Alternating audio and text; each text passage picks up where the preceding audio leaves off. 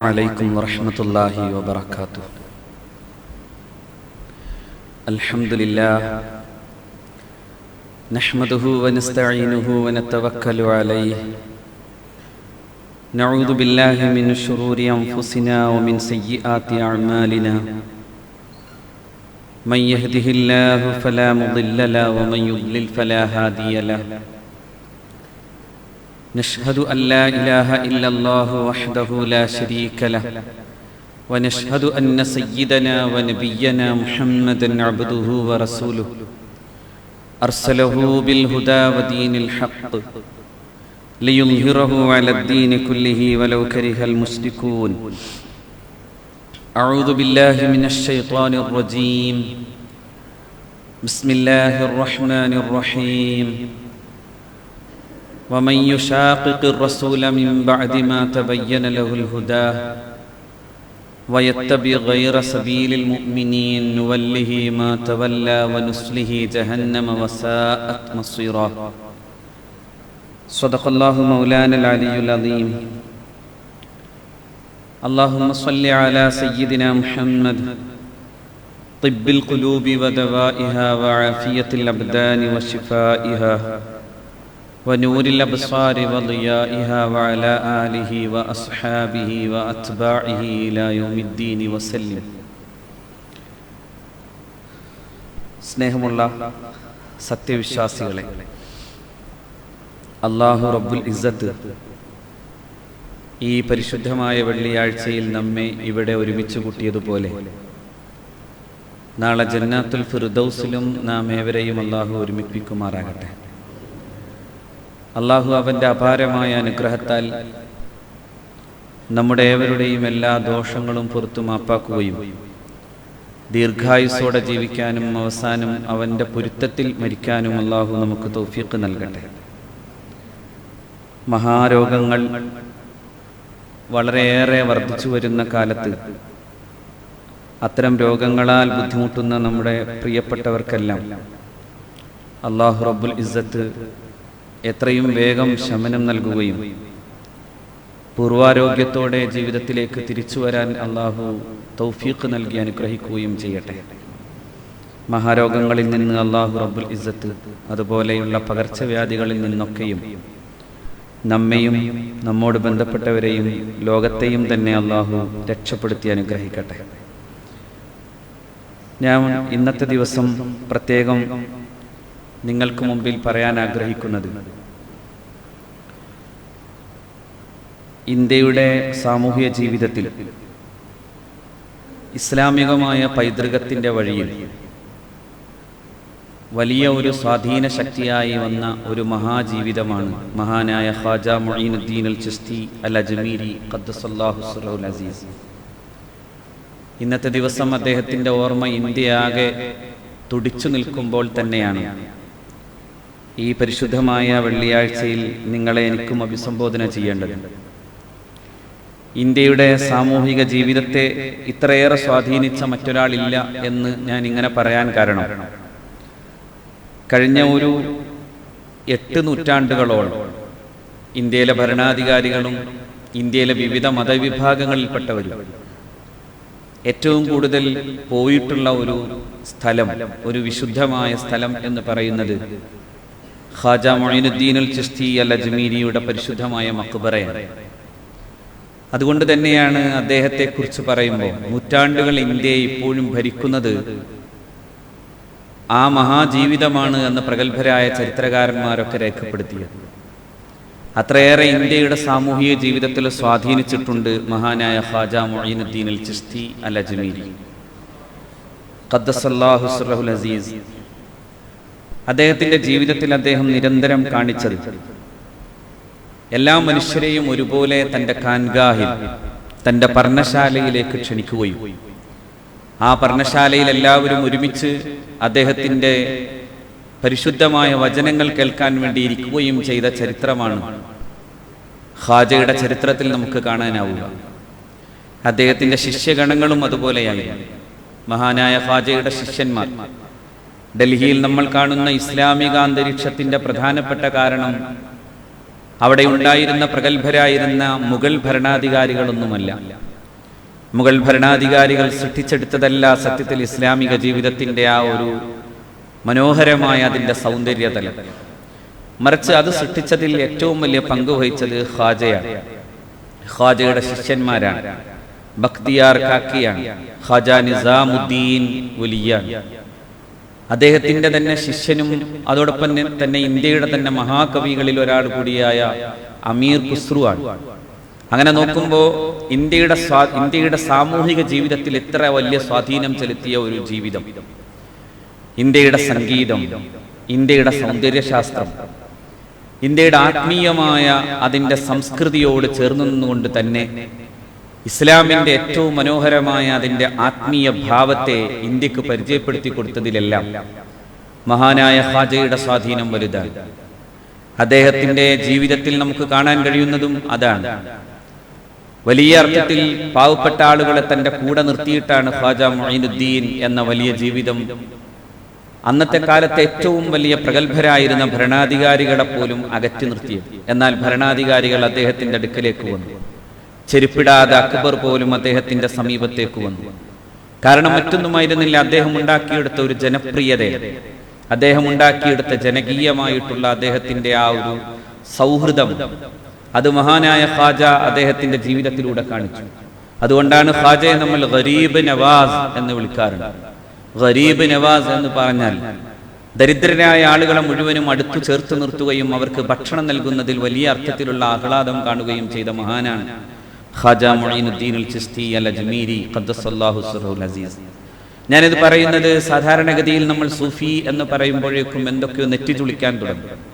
പക്ഷെ സൂഫി യഥാർത്ഥത്തിൽ ഇസ്ലാമിന്റെ സൗന്ദര്യശാസ്ത്രത്തെ അല്ലെങ്കിൽ ഇസ്ലാമിന്റെ ആധ്യാത്മികമായ സൗന്ദര്യത്തെ ഏറ്റവും നന്നായി പ്രകാശിപ്പിച്ചത് സൂഫികളാണ്. കാരണം അവർ ഇസ്ലാമിക ജീവിതത്തിന്റെ ഏറ്റവും മനോഹരമായ ഒരു മാനവിക തലത്തെയാണ്, ഇസ്ലാമിക ജീവിതത്തിന്റെ ആ മാനവിക തലത്തെ ലോകത്തിന് പ്രകാശിപ്പിച്ചവർ തന്നെയും മഹാന്മാരായ സൂഫികളാണ്. ഇന്ത്യയിൽ സൂഫികളെ കുറിച്ച് പറയുമ്പോൾ ഇന്ത്യയുടെ അഭിനന്ദനായ മഹാത്മാഗാന്ധിയുടെ വാക്കുകൾ ഞാൻ ഓർക്കുകയാണ്. അദ്ദേഹം പറയുന്നു, ഇന്ത്യയിൽ വന്ന സൂഫികൾ ചെയ്തത് ഇന്ത്യയിലെ സ്നേഹ സൗന്ദര്യം അത് സൂഫിയുടെ വലിയ സംഭാവനയാണ് എന്നാണ് മഹാത്മാഗാന്ധിയുടെ പക്ഷം. ഞാൻ എൻ്റെ ഏറ്റവും പ്രിയപ്പെട്ട കൂട്ടുകാരനുമായി ഇസ്ലാമിനെ പഠിച്ചപ്പോൾ ഞാൻ മനസ്സിലാക്കിയത് എന്ന് ഗാന്ധിജി പറയുന്നു, അതിതാണ്, ഇന്ത്യയിൽ സൂഫികളാണ് ഇസ്ലാമിനെ പ്രചരിപ്പിച്ചത് എന്നതാണ്. അപ്പോഴൊക്കെ എന്താണ് ഉണ്ടായതെന്ന് അദ്ദേഹം പറയുന്നത്, ഇന്ത്യയുടെ ആ സൂഫി ജീവിതങ്ങളുടെ സ്വാധീനം ഇന്ത്യയിൽ ഏറ്റവും കൂടുതൽ സ്നേഹത്തിന്റെയും നന്മയുടെയും സഹവർത്തിത്വത്തിന്റെയും സൗഹൃദത്തിന്റെയും ഒക്കെ ഭാവങ്ങളാണ് ഇന്ത്യയിൽ സൂഫികൾ ഉണ്ടാക്കിയത്.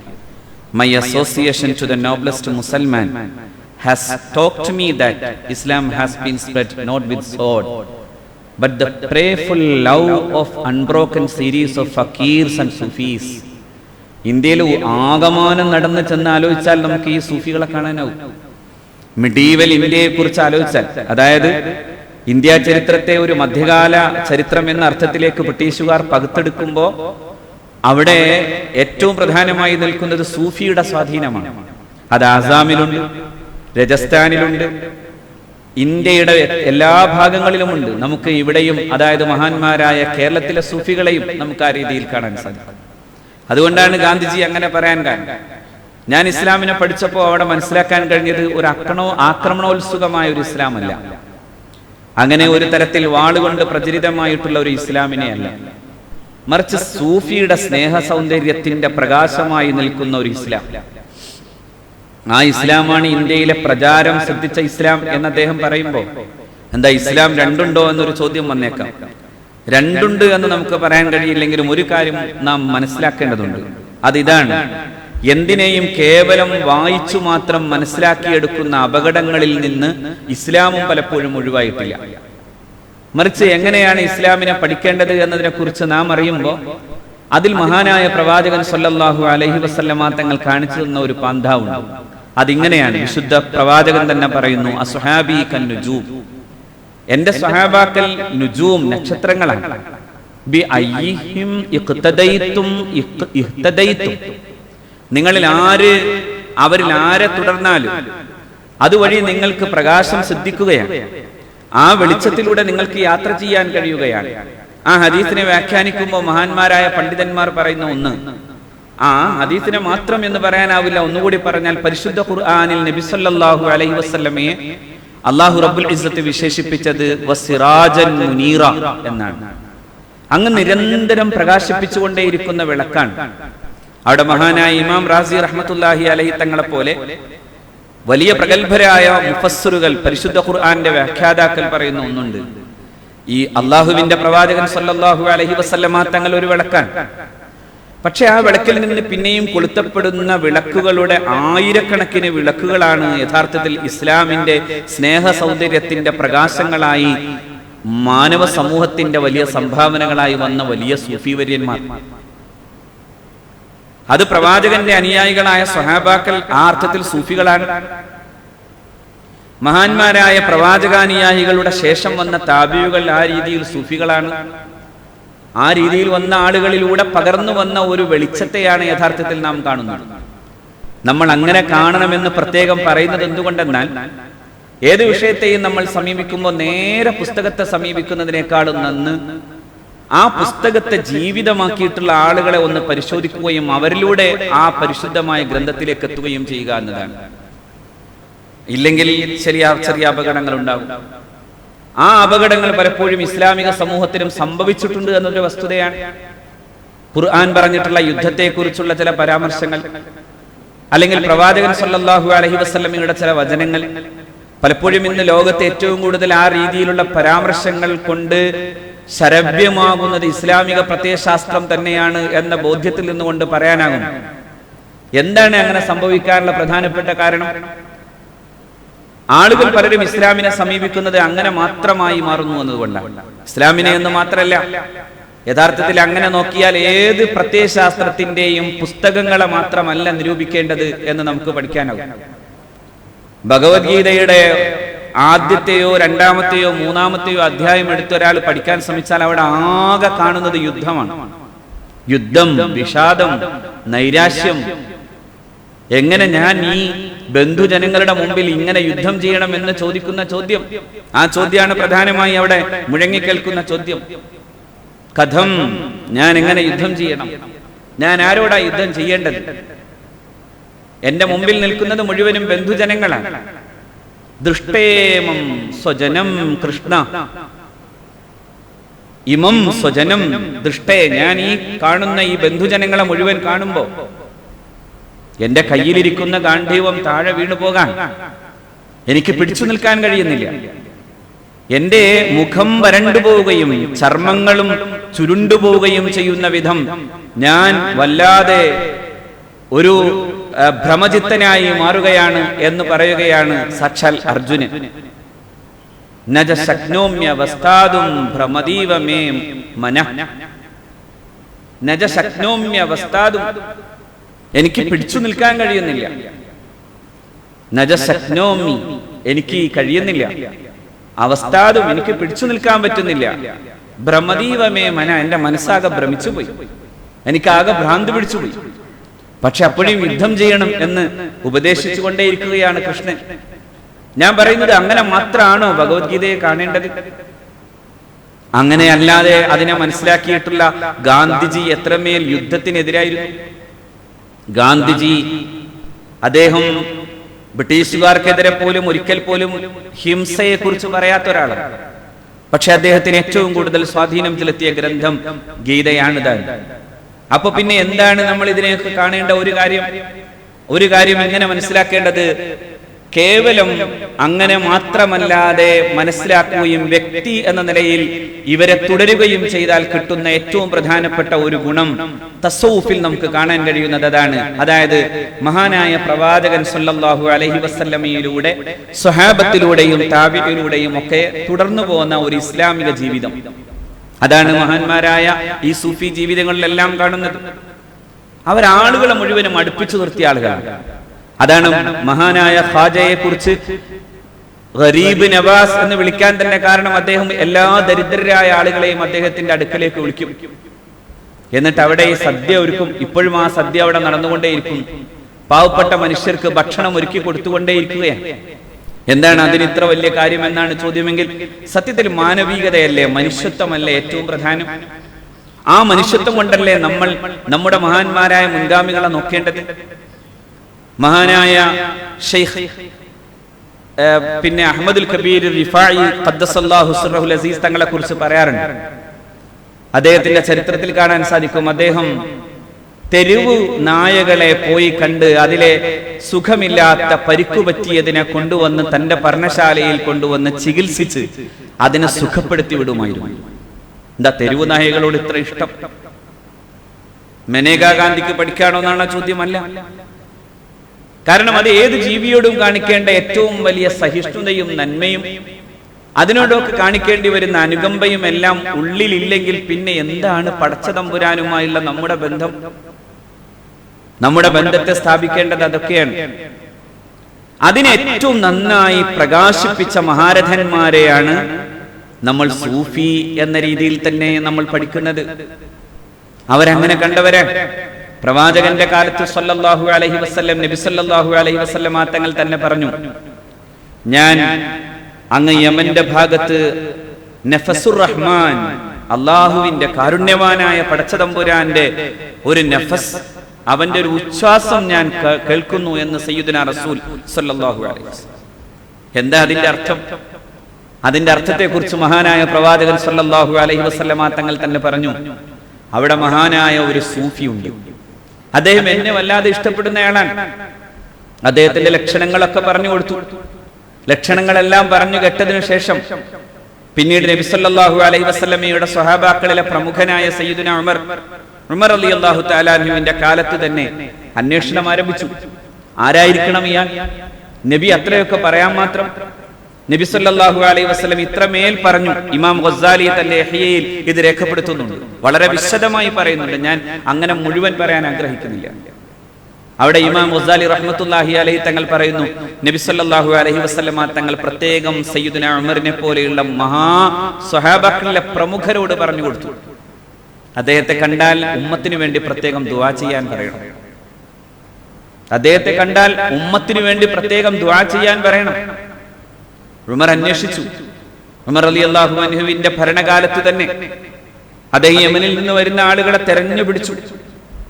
എന്നിട്ട് അന്വേഷിച്ചപ്പോ യമനികൾ പറഞ്ഞു, പുണ്യനബി സല്ലല്ലാഹു അലൈഹി വസല്ലം തങ്ങൾ പറയുന്ന പ്രകാരമുള്ള ഒരാളെ ഞങ്ങൾ അന്വേഷിച്ചു നോക്കുമ്പോൾ അവിടെ കിട്ടാവുന്ന ഒരാൾ ഞങ്ങൾക്ക് തീരെ യാതൊരു തരത്തിലും അംഗീകരിക്കാൻ പറ്റാത്ത ഒരാളാണ്. അദ്ദേഹം അങ്ങനെ ഏതെങ്കിലും ഒരു സ്ഥലത്ത് വലിയ കാര്യമായി ഇസ്ലാമിക പ്രബോധനം നടത്തുന്നതൊന്നും ഞങ്ങൾ കണ്ടിട്ടില്ല. കണ്ടാൽ തന്നെ വസ്ത്രം ഒരുതരം ജീർണ വസ്ത്രം, ആളുകൾ ഇങ്ങനെ ഓടിച്ചിട്ട് കല്ലെറിയുമ്പോ മഹാനായ ഉവൈസുൽ ഖർൻ റളിയല്ലാഹു തആല അൻഹു പറയുമായിരുന്നു, കുഞ്ഞുങ്ങളെ നിങ്ങൾ എന്നെ കല്ലെറിഞ്ഞോളൂ, കുഴപ്പമൊന്നുമില്ല, പക്ഷെ എനിക്കൊരു കാര്യം ചെയ്യാനില്ല, നിങ്ങൾ കൊച്ചു കല്ലുകൾ കൊണ്ട് എറിയണേ. വലിയ കല്ലുകൾ കൊണ്ട് എറിയുമ്പോൾ എന്റെ ശരീരത്തിലുണ്ടാകുന്ന മാരകമായ മുറിവിൽ നിന്ന് രക്തം വാരുമ്പോ ഞാൻ ഈ യാത്രയിൽ എല്ലായിടങ്ങളിലും വെള്ളം കിട്ടാൻ കഴിയും എന്ന് പറയാവുന്ന സ്ഥലങ്ങളിലൂടെ അല്ല പോകുന്നത്. അപ്പോ മക്കളെ, നിങ്ങൾ എന്നെ കല്ലെറിഞ്ഞിട്ടുണ്ടാകുന്ന ആ രക്തം പൊടിഞ്ഞിട്ട് ആ നജസ് മാറ്റാതെ എനിക്ക് നമസ്കരിക്കാൻ കഴിയില്ലല്ലോ, അതുകൊണ്ട് കല്ലെറിഞ്ഞോളൂ, പക്ഷേ കൊച്ചു കല്ലുകൾ കൊണ്ട് എറിയണേ എന്ന് പറയും വിധം ഒരു നാട്ടിലെ ബഹിഷ്കൃതൻ, ഒരു നാട്ടിലെ അസ്പൃഷ്ടൻ, മാറ്റി നിർത്തപ്പെട്ടവൻ, അങ്ങനെ ഒരാളെയാണ് മഹാനായ പ്രവാചകൻ സല്ലല്ലാഹു അലൈഹി വസല്ലം തങ്ങൾ പ്രത്യേകം മുസ്ലിം ഉമ്മത്തിന്റെ ചരിത്രത്തിലെ തന്നെ ഏറ്റവും പ്രഗത്ഭരുടെ കൂട്ടത്തിൽപ്പെട്ട സയ്യിദുനാ ഉമർ റളിയല്ലാഹു തആല അൻഹുവിനോട് പറയുന്നത്. ഉമർ റളിയല്ലാഹു തആല അൻഹു അന്വേഷിച്ചു എന്ന് മാത്രമല്ല, ഇമാം ഗസ്സാലി റഹ്മത്തുള്ളാഹി അലൈഹി തങ്ങൾ പറയുന്നു, അദ്ദേഹത്തെ അന്വേഷിച്ചിറങ്ങിയതിൽ പിന്നെ മഹാന്മാരായ ചില സ്വഹാബാക്കൾ ഉണ്ടായിരുന്നു. ആ സ്വഹാബാക്കൾ മഹാനായ ഉവൈസുൽ ഖർൻ റളിയല്ലാഹു തആല അൻഹുവിനെ കണ്ടു. ഉവൈസ് റളിയല്ലാഹു തആല അൻഹുവിനെ സമീപിച്ചു. പക്ഷേ അദ്ദേഹം പറയുന്നു, ഞാൻ കണ്ടപ്പോഴും അദ്ദേഹം ഒരു ജീർണ വസ്ത്രധാരിയാണ്, ജട പിടിച്ച മുടിയുള്ളയാളാണ്. അങ്ങനെ ജട പിടിച്ച മുടി അതുകൊണ്ട് ആരെങ്കിലും വളർത്തിയാൽ അയാളൊക്കെ സൂഫിയാണെന്നൊന്നുമല്ല ഞാൻ പറഞ്ഞു വരുന്നത്. ഏത് കാര്യത്തെയും ചില പാരമ്പര്യങ്ങളെ അനാവശ്യമായി ചൂഷണം ചെയ്യുന്ന ആളുകൾ നമ്മുടെ സമൂഹത്തിൽ ഉണ്ടാകാം. അതുകൊണ്ട് അതിന്റെ ശരിയായ വഴികൾ ഉണ്ടാക്കിയെടുത്ത മഹാരഥന്മാരെ നിഷേധിക്കാനും പോകരുത് എന്ന് കൂടി ഞാൻ പ്രത്യേകം സൂചിപ്പിക്കാൻ. രണ്ടുണ്ടാവാം. അല്ലെങ്കിൽ സൂഫി എന്ന് പറഞ്ഞാൽ അങ്ങനെ ജട പിടിച്ച ഒരാളാകണം എന്നൊന്നുമില്ല. പക്ഷെ ഇദ്ദേഹം അങ്ങനെയായിരുന്നു. ഇദ്ദേഹത്തെ കണ്ടു. അദ്ദേഹത്തെ കണ്ടപ്പോ എന്താണ് ഇങ്ങനെ വരാൻ കാരണം എന്ന് ചോദിച്ചു. കാരണങ്ങളൊക്കെ അന്വേഷിച്ചപ്പോൾ പറഞ്ഞു, നബി സല്ലല്ലാഹു അലൈഹി വസല്ലമ തങ്ങൾ പറയുകയും സയ്യിദുനാ ഉമർ റളിയല്ലാഹു തആല അൻഹു പ്രത്യേകിച്ച് നിങ്ങളെ കാണണമെന്ന് പറയുകയും ചെയ്തതിന്റെ അടിസ്ഥാനത്തിൽ വന്ന ആളാണ്. അപ്പൊ പറഞ്ഞു, എന്നെ നിങ്ങൾ ഇഷ്ടപ്പെടുന്നുണ്ടോ? ഞാൻ ഇഷ്ടപ്പെടുന്നുണ്ട്. കാരണം പുണ്യ നബി സല്ലല്ലാഹു അലൈഹി വസല്ലം പറയുകയും ഉമർ പ്രത്യേകം ആവശ്യപ്പെടുകയും ചെയ്താണ്. അപ്പൊ ദുആ ചെയ്തു, അല്ലാഹുവേ, ഇദ്ദേഹം എന്നെ ഇഷ്ടപ്പെടുന്നത് നിനക്ക് വേണ്ടിയാണ്. അതുകൊണ്ട് തമ്പുരാനെ, നാളെ ജന്നാത്തിൽ ഇദ്ദേഹത്തെയും എന്നെയും നീ ഒരുമിപ്പിക്കണേ എന്ന് പ്രാർത്ഥിച്ചു, ഒരു സ്വഹാബിക്ക് വേണ്ടി. കുറെ കഴിഞ്ഞപ്പോ അവ്യക്തമായ ചില വാക്കുകൾ ഉരുവിടുന്നത് പോലെ അദ്ദേഹം പറഞ്ഞു, ഉമറിനെ ഞാൻ ഇതാ അനുശോചനം രേഖപ്പെടുത്തുന്നു എന്ന് പറയാൻ തുടങ്ങി. അപ്പോ വന്ന സ്വഹാബി ചോദിച്ചു, അല്ല, ഉമറിന് വേണ്ടി അനുശോചനം ചെയ്യാൻ ഞാൻ അദ്ദേഹത്തിന്റെ അടുക്കൽ നിന്ന് വരാൻ, അദ്ദേഹം ജീവിച്ചിരിക്കുന്നുണ്ട്. He is still alive. ഇപ്പോഴും ജീവിച്ചിരിക്കുന്ന ഒരാളെ കുറിച്ചാണോ പറയുന്നത്? അപ്പോഴും അതൊന്നും നോക്കാതെ പിന്നെയും പറയാൻ തുടങ്ങി, ഉമർ, ആദം പോയ പോലെ, ലോകത്തെ ഓരോ പ്രവാചകന്മാരും പോയ പോലെ, താങ്കളുടെ വാപ്പ പോയ പോലെ ഇതാ ഉമറിന്റെയും ആത്മാവ് ഭൂമിയെ വിട്ട് പറക്കാൻ തുടങ്ങിയിരിക്കുന്നു എന്ന് പറയുന്നു. സത്യം അതായിരുന്നു. ആ സമയത്തു തന്നെ ഉമർ ബിൻ ഖത്താബ് റളിയല്ലാഹു തആല അൻഹു കൊല്ലപ്പെട്ടിരുന്നു. ചരിത്രകാരന്മാർ രേഖപ്പെടുത്തുന്നു. ഞാൻ പറയുന്നത് ഉവൈസുൽ ഖർൻ, അള്ളാഹുവിന്റെ പ്രവാചകൻ സല്ലല്ലാഹു അലൈഹി വസല്ലമ തങ്ങളെ അത്യധികം ഇഷ്ടപ്പെട്ട മഹാനായ ഒരു താബിഈൻ. അദ്ദേഹം നബിയെ കണ്ടിട്ടില്ല. കാരണം നബിയെ കാണാൻ അദ്ദേഹത്തിന് കഴിഞ്ഞില്ല. പക്ഷെ അദ്ദേഹം നബി സല്ലല്ലാഹു അലൈഹി വസല്ലമ തങ്ങളെ എപ്പോഴും ഇഷ്ടപ്പെട്ടുകൊണ്ടേയിരുന്നു. ആശിഖുർ റസൂലായി. പക്ഷെ ഒരു തരം ഭ്രാന്തമായ തലത്തിൽ ജീവിച്ചു. പക്ഷെ ആ മനുഷ്യനെ കാണാൻ പ്രത്യേകം ഏൽപ്പിക്കപ്പെട്ടു. അദ്ദേഹത്തോട് പ്രാർത്ഥിക്കണമെന്ന് പറയാൻ. അദ്ദേഹത്തെ കുറിച്ച് പറയുമ്പോൾ യമനികൾ പറഞ്ഞു, ഇത്ര വലിയ ആളാണോ അദ്ദേഹം? ഞങ്ങളുടെ നാട്ടിൽ ആ മനുഷ്യനൊരു പരിഗണനീയമായ ഒരു വ്യക്തിത്വം പോലും അല്ലല്ലോ എന്ന് പറയുമ്പോഴേക്കും സയ്യിദുനാ ഉമർ റളിയല്ലാഹു തആല അൻഹു പൊട്ടി കരഞ്ഞു. മഹാനായ ഉമർ ബിൻ ഖത്താബ് റളിയല്ലാഹു തആല അൻഹു പറഞ്ഞു, അതെ, നബി സല്ലല്ലാഹു അലൈഹി വസല്ലം ഞങ്ങളോട് പ്രത്യേകം വസിയത്ത് ചെയ്തതാണ്, ഉവൈസുൽ ഖർൻ റളിയല്ലാഹു തആല അൻഹുവിനെ കണ്ടെത്തി അദ്ദേഹത്തോട് ഉമ്മത്തിന് വേണ്ടി പ്രാർത്ഥിക്കണം എന്ന് പറയാൻ നബി ഞങ്ങളോട് പറഞ്ഞതാണ് എന്ന് സയ്യിദുനാ ഉമർ റളിയല്ലാഹു തആല അൻഹു പറയുന്നു. ഞാൻ എന്തുകൊണ്ട് ഇങ്ങനെ പറയുന്നു എന്ന് വെച്ചാൽ, സാധാരണഗതിയിൽ നമ്മുടെ ഇടയിൽ അങ്ങനെ ഒരു ചർച്ച ഉണ്ടാകാം. പക്ഷെ ഒരു കാര്യം നമ്മൾ മനസ്സിലാക്കേണ്ടത്, ഇസ്ലാമിന്റെ ആധ്യാത്മികമായ ജീവിതത്തിന്റെ വഴിയെ പോകുമ്പോൾ അവർ ചിലപ്പോ നമുക്ക് മനസ്സിലാക്കാത്ത ചില ഭാഷകൾ അവർ പറയാം. അതും സൂഫി ജീവിതങ്ങളുടെ ഒരു പ്രത്യേകതയാണ്. അതുകൊണ്ടാണ് മഹാന്മാരായ പണ്ഡിതന്മാർ പറയാറുണ്ട്, അത് മനസ്സിലാകാത്തവൻ അതിന്റെ പിന്നാലെ പോകാതിരിക്കലാണെന്ന്. അത് മനസ്സിലാകാത്തവർക്ക് അതിന്റെ പിന്നാലെ പോകേണ്ടതില്ല. പക്ഷെ അവരുടെ ജീവിതത്തിൽ നമുക്ക് കാണാൻ കഴിയുന്ന ഒരു പ്രത്യേകത, അവർ ഇസ്ലാമികമായ ജീവിതത്തിന്റെ സകലമാന നന്മകളും പ്രത്യേകിച്ചും അതിന്റെ മാനവികതയെ പ്രകാശിപ്പിച്ചവർ തന്നെയാണ് എല്ലാ സൂഫികളും. അപ്പൊ ആധ്യാത്മികമായ അതിന്റെ വലിയ സൗന്ദര്യത്തെ അതിലെങ്ങനെ അനുഭവിച്ചിരിക്കുന്ന ഒരവസ്ഥയിലൊക്കെ അവർ ചിലപ്പോ അതിൽ ആനന്ദം കൊള്ളുന്ന ചില സമയങ്ങളുണ്ട്. മഹാനായ ഇമാം അഹ്മദ് ഇബ്നു ഹംബൽ റളിയല്ലാഹു തആല അൻഹു പറയുന്നുണ്ട്, വലാ ലാ അലമു അഖ്വാമൻ അഫ്ളല മിൻഹും, അവരെക്കാളും ശ്രേഷ്ഠരായ ആളുകളെ ഞാൻ കണ്ടിട്ടില്ല. അപ്പോൾ അദ്ദേഹത്തോട് തന്നെ ചോദിക്കപ്പെട്ടു, ഖീല ഇന്നഹും യസ്തമിഊന വയതവാജദൂൻ, അവരിങ്ങനെ അഥവാ ചില പാട്ട് അതെങ്ങനെ പാടിയിരുന്ന ആനന്ദത്തോടെ ഇങ്ങനെ തുള്ളുന്നൊരവസ്ഥയിലേക്ക് അവരെത്തും. വയതവാജദൂൻ, അങ്ങനെ അനുഭവിക്കും അവർ. അതൊക്കെ ശരിയാണോ? അങ്ങനെ ചോദിച്ചപ്പോ ഇമാം അഹ്മദ് ഇബ്നു ഹംബൽ പറഞ്ഞു, ദഊഹും യഫ്റഹു മഅല്ലാഹി സഅതൻ, കുറച്ചു നേരം അവർ അല്ലാഹുവിനോടൊപ്പം ഇരിക്കട്ടെ, അവരങ്ങനെ ഇരിക്കട്ടെ. ഇതേ സംഭവം ഇതേ രീതിയിൽ മഹാനായ ഇബ്നു ഹജർ തന്റെ തുഹ്ഫത്തുൽ മുഹ്താജ്, അതായത് ഇസ്ലാമിക കർമ്മശാസ്ത്രത്തിന്റെ ഏറ്റവും പ്രാമാണികം എന്ന് പറയാവുന്ന തുഹ്ഫയിൽ ഇമാം ഇബ്നു ഹജർ അൽ ഹൈതമി റഹ്മഹുല്ലാഹ് തങ്ങൾ പറയുന്നുണ്ട്, പുണ്യ നബി സല്ലല്ലാഹു അലൈഹി വസല്ലമയുടെ സദസ്സിൽ ഒരിക്കൽ പരിശുദ്ധ ഖുർആന്റെ പാരായണാനന്തരം കുറെ നേരം പാട്ട്. അപ്പോ ഏതോ ഒരു സ്വഹാബി ചോദിച്ചു, നബിയെ, കുറെ നേരം ഖുർആൻ പിന്നെ പാട്ടോ? അപ്പൊ റസൂലുള്ളാഹി സ്വല്ലല്ലാഹു അലൈഹി വസല്ലം പറഞ്ഞു, അതെ, അങ്ങനെയാണ്, ഖുർആൻ പിന്നെ പാട്ട്. മനുഷ്യന്റെ ചില സന്തോഷങ്ങളെ ആ രീതിയിൽ കാണും. പക്ഷെ ഈ പാട്ട് ഏതാണ്?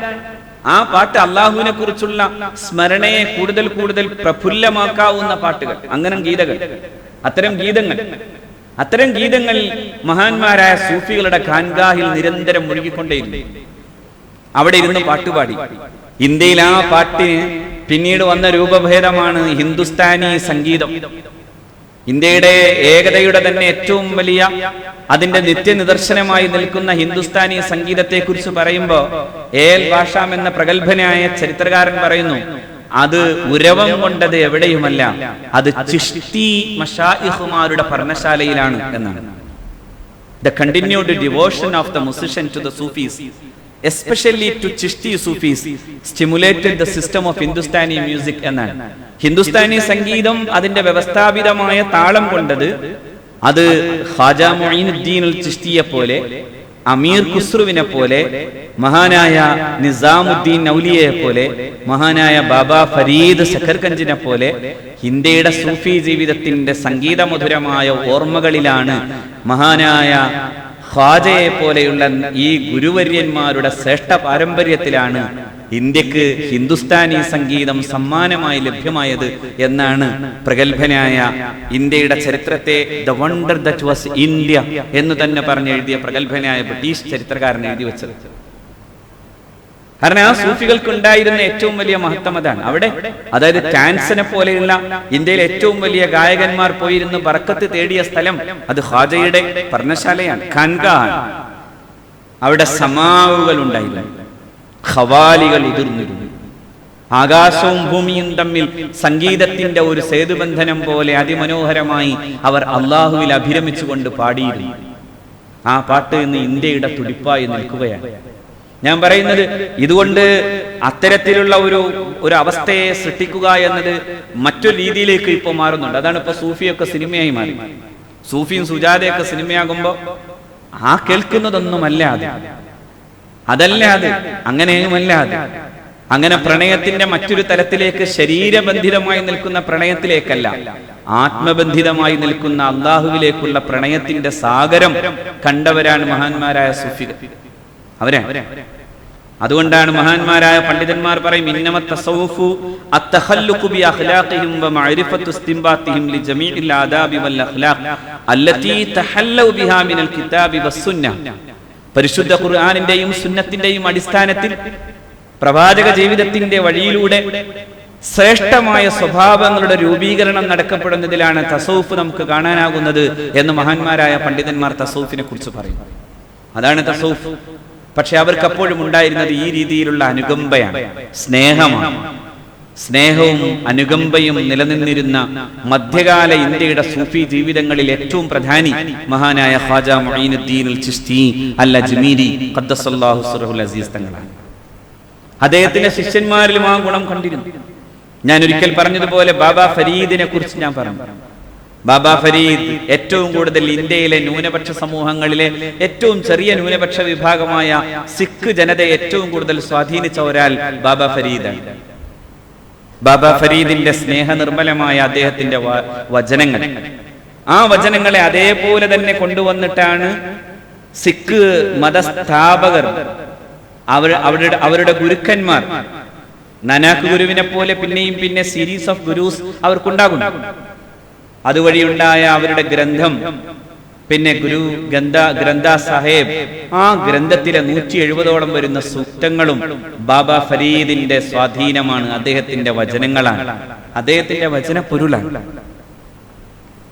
അതുകൊണ്ടാണ് ആ ഒരു വലിയ ബന്ധം സിഖുകാരും മുസ്ലിങ്ങളും തമ്മിലുണ്ടായത്. എല്ലാവരും തമ്മിൽ ബന്ധം ഉണ്ടാവാൻ കഴിയുന്ന വിധം മനുഷ്യരെ ചേർത്ത് നിർത്താൻ സൂഫികൾക്ക് കഴിഞ്ഞു. സൂഫി ഇസ്ലാമിന്റെ സ്നേഹ സൗന്ദര്യത്തിന്റെ മുഴുവൻ ഭാവങ്ങളെയും പ്രകാശിപ്പിച്ച ആളുകളാണ്. ബാബാ ഫരീദ് ഒരിക്കൽ സിഖ് ഗ്രാമത്തിൽ ചെല്ലുമ്പോ അദ്ദേഹത്തിന്റെ കയ്യിൽ ഒരു കത്രിക കൊടുക്കുന്നുണ്ട്. ആ കത്രിക കിട്ടുമ്പോൾ ബാബാ ഫരീദ് ചോദിക്കുന്ന ഒരു ചോദ്യമുണ്ട്. ഇന്നത്തെ കാലത്തെ ഏറ്റവും മനോഹരമായ ഒരു ചോദ്യമാകണം അത്. എല്ലാ അർത്ഥത്തിലും വിഘടനങ്ങൾ ഉണ്ടാക്കാൻ വേണ്ടിയുള്ള ശ്രമം നടത്താനാണ്, എല്ലാം വെട്ടാൻ, സകല അടുപ്പങ്ങളെയും വെട്ടിപ്പിളർത്തുകയാണ്. ആ സമയത്താണ് ഖാജയുടെ മഹാനായ ബാബാ ഫരീദ് ഖദ്ദസല്ലാഹു സിർറഹുൽ അസീസിന്റെ ഈ ചോദ്യം പ്രധാനാകുന്നത്. നിങ്ങൾ എനിക്ക് കത്രിക തന്നാൽ ഇതുകൊണ്ട് മുറിക്കാനല്ലേ പറ്റൂ, നിങ്ങൾ എനിക്കൊരു സൂചിയും നൂലും തരൂ, മുറിച്ചതെല്ലാം കൂട്ടിച്ചേർക്കലല്ലേ എന്റെ പണി എന്ന് മഹാനായ ബാബാ ഫരീദ് സഖർഗഞ്ച് റഹിമഹുല്ലാഹ് ഖദ്ദസല്ലാഹു സിർറഹുൽ അസീസ്. അതുകൊണ്ട് ഞാൻ ഇന്നത്തെ ദിവസം ഇങ്ങനെ പറയാൻ കാരണം ഇത് ഒരുപാട് വിഷയം, ഇത് സംബന്ധമായി ഒരുപാട് പറയേണ്ടതാണ്. സൂഫിയെ കുറിച്ച് പറയുമ്പോഴേക്ക് നിങ്ങൾ മറ്റൊരു തരത്തിൽ ഏതെങ്കിലും ഒരു വലിയ ഇട്ട ആളെ കണ്ട് സൂഫി സൂഫി എന്ന് പറഞ്ഞ് നടക്കേണ്ട ആവശ്യമൊന്നുമില്ല. അതിന്റെ ഒരു വികൃത ഭാവമായി ഇപ്പോ നമ്മൾ ഈ പറഞ്ഞ, ഞാൻ നേരത്തെ പറഞ്ഞ സിനിമകളിൽ കാണുന്നത് അതിന്റെ വൈകൃതങ്ങളാണ്. ഇസ്ലാമിലെ സൂഫി എന്ന് പറയുന്നത് പ്രവാചക ജീവിതത്തിന്റെ മനോഹരമായ അതിന്റെ മാനവിക തലത്തെ നന്നായി പൂരിപ്പിച്ചുകൊണ്ട് ജീവിതത്തിലൂടെ അത് കാണിച്ചു തന്ന മഹാന്മാരാണ്. അതിലെ അഗ്രേസരനായി നിൽക്കുന്ന ഒരാൾ എന്ന നിലയിലാണ് ഖാജ മുഈനുദ്ദീൻ ഖദ്ദസല്ലാഹു സിർറഹുൽ അസീസ്. അസ്റഫുൽ ഖൽഖിന്റെ റൗളത്തു ശരീഫയിൽ ഒരിക്കൽ ചെല്ലുമ്പോൾ അവിടുന്ന് ഖാജ പോകാനുള്ള സ്ഥലം നിങ്ങൾക്ക് ഇന്ത്യയിലേക്കാണെന്ന് പറഞ്ഞ് അജ്മീറിലേക്കും രജസ്ഥാനിലേക്കും വിട്ട പൃഥ്വിരാജ് ചൗഹാന്റെ കാലത്ത് അങ്ങോട്ട് പറഞ്ഞയക്കപ്പെട്ട മഹാനായ സൂഫിയാണ് മഹാനായ ഖാജ. ആ സൂഫി ജീവിതങ്ങളെ ഓർക്കാൻ ഇന്നത്തെ ദിവസത്തിന്റെ പ്രത്യേകത, റജബ് 6-നാണ് അദ്ദേഹത്തിന്റെ വഫാത്ത്. അതുകൊണ്ടാണ് ഞാൻ ഇന്നത്തെ ദിവസം ഈ വിഷയം തന്നെ പറഞ്ഞു വെച്ചത്. സൂഫീസം നമ്മൾ പഠിക്കേണ്ട ഒന്നാണ്. അറിയാതിരിക്കുമ്പോഴൊക്കെ എന്തിനോടും ആളുകൾക്ക് ശാസ്ത്രവും കൂടും. എനിക്കറിയാത്തതിനോടൊക്കെ എനിക്കൊരു തരം ശത്രുതയുണ്ടാകും. അങ്ങനെ തന്നെയാണ് പലപ്പോഴും സൂഫീസം എന്ന് പറയുമ്പോഴേക്കും ആളുകൾ നെറ്റിചൊളിച്ച് അതെന്തോ ഒരു പുതിയ ഏർപ്പാടല്ലേ എന്ന് ചോദിക്കേണ്ടി വരുന്നത്. അല്ല, അത് മുഹമ്മദീയ ജീവിതത്തിന്റെ പ്രകാശത്തെ തങ്ങളുടെ ജീവിതങ്ങളിലൂടെ പ്രകാശിപ്പിച്ചവരുടെ ജീവിതങ്ങളാണ്. മഹാനായ അബൂ യസീദ് അൽ ബിസ്താമിയെ കുറിച്ച് പറയാറുണ്ട്. അദ്ദേഹം ഇരുന്ന സ്ഥലത്ത് ആളുകൾ പോയിരിക്കുമ്പോൾ ആളുകൾ പെട്ടെന്ന് ഇസ്ലാമിക ജീവിതത്തിന്റെ സൗന്ദര്യത്തിൽ ആകൃഷ്ടരാകുന്നു എന്നാണ്. അതും ഖാജയുടെ ജീവിതത്തിൽ നമ്മൾ കണ്ടു. നിങ്ങൾ നാഷണൽ ബുക്സിന്റെ പിന്നെ വിശ്വവിജ്ഞാന കോശം എടുത്തിട്ട് ഖ എന്ന അക്ഷരം എടുത്തൊന്ന് മറിച്ചു നോക്കിയാൽ അവിടെ ഒരു ഖാജ മുഈനുദ്ദീൻ കാണാം. കേരളത്തിലെ പ്രഗത്ഭനായ വിമർശകൻ, സാഹിത്യ വിമർശകൻ കൂടിയായിരുന്ന ഡോക്ടർ സുകുമാർ അഴീക്കോടൊക്കെയാണ് അതിന്റെ എഡിറ്റോറിയൽ ബോർഡിലുള്ളത്. നമ്മളാരും അല്ലാതെ ഞാൻ സൂചിപ്പിക്കാൻ എന്ന് പറഞ്ഞാൽ അത് ഏതെങ്കിലും പക്ഷപാതത്തിന്റെ ഭാഗമായി വന്നതല്ല, മറിച്ച് ഖാജയെ കുറിച്ച് പറയുന്നുണ്ട്. അവിടെ അദ്ദേഹത്തിന്റെ മന്ദസ്മിതം കൊണ്ട് മാത്രം, അദ്ദേഹത്തിന്റെ പ്രഭാഷണമല്ല, അദ്ദേഹത്തിന്റെ സംവാദങ്ങളല്ല, മറിച്ച് അദ്ദേഹത്തിന്റെ വെറും സാന്നിധ്യം കൊണ്ട് മാത്രം ലക്ഷക്കണക്കിന് ആളുകൾ ഇസ്ലാമിന്റെ ഈ മനോഹരമായ ഇതിന്റെ ശാദ്വലമായ ഇതിന്റെ സൗന്ദര്യത്തിലേക്ക് ആകൃഷ്ടരായി എന്ന് പറയുന്നത് കാണാൻ സാധിക്കും. അപ്പോ ജീവിക്കുന്നത് അങ്ങനെ പ്രകാശിപ്പിക്കലായി മാറുമ്പോഴാണ് അവിടെയാണ് സൂഫി. നമുക്ക് ഓരോരുത്തർക്കും സൂഫിയാകാനാവും. എങ്ങനെ? അള്ളാഹുവിനെ പേടിച്ചാൽ. ഇന്നൗലിയാഹു ഇല്ലൽ മുത്തഖൂൻ. അള്ളാഹുവിന്റെ ഔലിയാക്കൾ ആരും മുത്തഖീങ്ങളല്ലാത്തവരില്ല. മുത്തഖിയാണ് വലി, അള്ളാഹുവിനെ നിരന്തരം സൂക്ഷിക്കുന്നത്. അങ്ങനെ സൂക്ഷിക്കുമ്പോൾ ജീവിതത്തിന്റെ ആ സൗന്ദര്യത്തെ മറ്റുള്ളിടങ്ങളിലേക്ക് പ്രകാശിപ്പിക്കാൻ കഴിയും.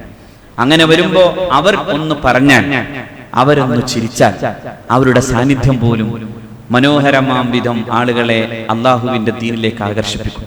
അതിലൊരാൾ എന്ന നിലയിലാണ് മഹാനായ ഖാജ മുഈനുദ്ദീൻ അൽ ചിശ്തി അൽ അജ്മീരി ഖദ്ദസല്ലാഹു സിർറഹുൽ അസീസ് തങ്ങളെ നമ്മൾ ഓർക്കുന്നത്. അള്ളാഹു മഹാരഥന്മാരോടൊപ്പം നമ്മളെയും സ്വർഗത്തിൽ പുണ്യനബിയുടെ ചാരത്ത് നമ്മളേവരെയും അള്ളാഹു ഒരുമിപ്പിക്കട്ടെ. വആഖിറു ദഅ്വാനാ അനിൽ ഹംദുലില്ലാഹി റബ്ബിൽ ആലമീൻ. സ്നേഹമുള്ളവരെ, വളരെ പ്രധാനപ്പെട്ട ഒരു കാര്യം, ഈ പ്രസംഗം പലയിടങ്ങളിൽ, ലോകത്ത് വിവിധ ഇടങ്ങളിൽ കേൾക്കുന്നതാണ്. അതുകൊണ്ട് കൂടി ഞാൻ പ്രത്യേകം പറയുന്നു, ഇവിടെ നടക്കുന്ന ഏറ്റവും പ്രധാനപ്പെട്ട ഒരു വലിയ വിജ്ഞാന സംരംഭമാണ്. അസാസിന്റെ പേരിൽ ഈ വിദ്യാർത്ഥികളെ ഒക്കെ പഠിപ്പിക്കുക. ഇവരെ ദീനീ വിജ്ഞാനം പഠിപ്പിക്കുന്നതോടൊപ്പം തന്നെ മറ്റു വിജ്ഞാനങ്ങളും പഠിപ്പിക്കുന്നു. അതുകൊണ്ട് അതിനാവശ്യമാകുന്ന ചെലവുകൾ ഇന്നത്തെ സംബന്ധിച്ചിടത്തോളം ഇന്ന് വലിയ സാമ്പത്തിക പ്രശ്നങ്ങൾ എല്ലാവരും നേരിടുകയാണ്. പണ്ടൊക്കെ ഗൾഫിലെ സഹോദരന്മാർ കാര്യമായി സഹായിച്ചിരുന്നു. അള്ളാഹു അവരെ ഇനിയും സഹായിക്കാൻ കഴിയും വിധം അവർക്ക് സാമ്പത്തികമായ പ്രശ്നങ്ങളെ ലഘൂകരിക്കപ്പെടുന്ന വിധത്തിലേക്ക് അവരുടെ ജീവിതത്തെ അള്ളാഹു നന്നാക്കി കൊടുക്കട്ടെ. പക്ഷെ അതോടൊപ്പം നിങ്ങളും ഒക്കെ കൊച്ചു കൊച്ചു സംഭാവനകൾ കൊണ്ട് ഈ സംരംഭത്തെ എപ്പോഴും നിരന്തരം നിങ്ങളൊന്ന് താങ്ങി നിർത്തണമെന്ന് പ്രത്യേകം ഉണർത്തുകയാണ്. നിങ്ങളുടെയൊക്കെ വീടുകളിൽ ഉണ്ടാകുന്ന ആവശ്യങ്ങൾ വരുമ്പോൾ ഭക്ഷണം കൊടുക്കാം.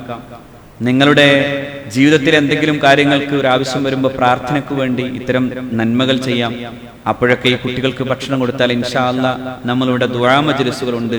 ആ മജ്ലിസുകളിൽ പ്രത്യേകം ദുആ ചെയ്യാം. അതുകൊണ്ട് അക്കാര്യത്തിൽ പ്രത്യേകം ശ്രദ്ധിക്കണമെന്ന് പ്രത്യേകം ഉണർത്തുന്നു. അതുപോലെ തന്നെ MIC-യുടെ സെൻട്രൽ കമ്മിറ്റിയുടെ ട്രഷറർ കൂടിയായ KV മൊയ്തുട്ടി ഹാജി രോഗം മൂലം ആശുപത്രിയിൽ പ്രവേശിപ്പിക്കപ്പെട്ടിരിക്കുകയാണ്. അള്ളാഹു റബ്ബുൽ ഇസ്സത്ത് അദ്ദേഹത്തിന് രോഗശമനം നൽകി അദ്ദേഹത്തിന് അള്ളാഹു ആയുസ്സും ആരോഗ്യവും നൽകട്ടെ എന്ന് പ്രത്യേകം ദുആ ചെയ്യുന്നു. വആഖിറു ദഅ്വാനാ അൽഹംദുലില്ലാഹി റബ്ബിൽ ആലമീൻ. അസ്സലാമു അലൈക്കും.